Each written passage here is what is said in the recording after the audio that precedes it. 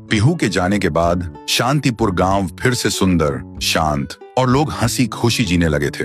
एक रात गांव में एक शादी हो रही थी। पूरा गांव शामिल था। सब धूमधाम से शादी मना रहे थे और तभी गुड़िया जमीन में लेटे हुए आती है और अचानक उठकर सीधा दुल्हन को खा जाती है। ये देखते ही लोगों के बीच में अफरा तफरी मच जाती है। कोई भागता है, कोई चिल्लाता है और वो गुड़िया खड़े होकर एक बच्चों जैसा गाना गाती है और फिर एक के बाद एक सबको मौत के घाट उतार देती है और फिर वो गायब हो जाती है।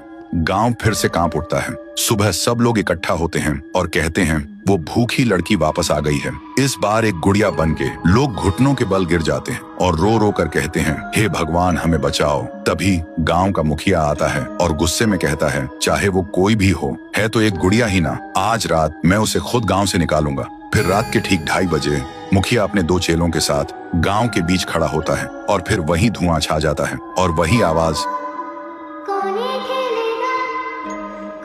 वो गुड़िया धुएं से निकलती है और सीधा मुखिया के पास चल के आती है।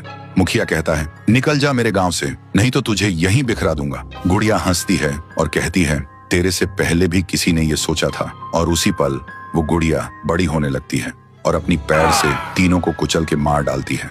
सुबह जमीन पे सिर्फ खून के धब्बे रह गए थे, लाशें जैसे हवा हो गई हो। लोग समझ गए ये कोई आम गुड़िया नहीं, इसके अंदर कुछ और ही शक्ति है। तभी गांव की एक बूढ़ी औरत कहती है, इस गुड़िया को हम गांव से नहीं निकाल सकते, इसे तो सिर्फ पीहू ही गांव से निकाल सकती है। फिर सभी लोग उसी जगह जाकर खाना रखते हैं और दिल से पीहू को पुकारते हैं, भूखी देवी वापस आइए, गांव को बचाइए। तभी जमीन से एक आवाज निकलती है पीहू, पीहू, पीहू। और मिट्टी से बनने लगती है पीहू।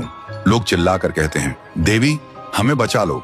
फिर रात होती है। वो गुड़िया गाना गाते हुए आती है, लेकिन अचानक पीहू उसके सामने आ जाती है। गुड़िया रुक जाती है। पीहू उसे पकड़ने जा रही होती है, लेकिन गुड़िया हवा में उड़ जाती है। पीहू भी उसके पीछे उड़ जाती है और अपनी आंखों से आग छोड़ के गुड़िया को जलाने की कोशिश करती है, लेकिन गुड़िया एक धुएं में छुप जाती है और फिर अचानक पीहू के पीछे आके उसे एक जोर का वार करती है। पीहू आसमान से जमीन पे आ गिर जाती है और फिर वो गुड़िया पीहू की शक्ति छीनने लगती है। पीहू की ताकत धीरे धीरे गुड़िया के पास जा रही होती है। कुछ देर बाद पीहू जमीन पे गिर जाती है। जब वो उठती है तो देखती है उसका शरीर धुंधला हो गया है और जब वो अपने आप को छू रही थी तो हाथ उसके शरीर के आर पार जा रहा था। वो वहीं गिर के रोने लगती है और जोर से चिल्लाती है, भैया, भैया, भैया। और उसकी आवाज सीधा उसके भाई के कानों तक पहुंचती है। तो दोस्तों, अगर आप देखना चाहते हो पीहू वर्सेस गुड़िया वर्सेस तुंग तुंग तुंग सहर, तो इस वीडियो को 1.5 लाख लाइक्स तक पहुंचाओ।